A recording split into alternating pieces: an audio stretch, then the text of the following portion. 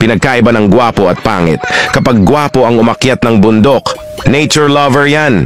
Pero pag pangit, abusayap yan. Kapag gwapo na payat, chick boy ang tawag. Pero kapag pangit na payat, adik yan. Kapag gwapo ang tumabi, kinikilig si ate. Pero pag pangit ang tumabi, nagagalit, ayaw magpatabi, nag-iinarte si ate. Kapag gwapo ang nanligaw, sasagutin agad. Pero kapag pangit, sorry, study first ako. Kapag gwapo ang construction worker, sasabihin nila na hardworking yan. Pero kapag pangit, okay na yan kesa mag-addict ka. Kapag gwapo ang tumitig, nakakakilig.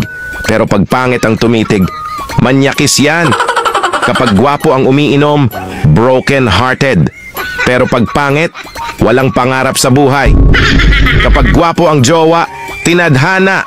Pero pag pangit, ginayuma yan. Kapag gwapo ang nanglimos, sasabihin, OMG, tulungan natin si kuya. Pero pag pangit ng limos, wag nyo bigyan yan, baka ibili ng rugby.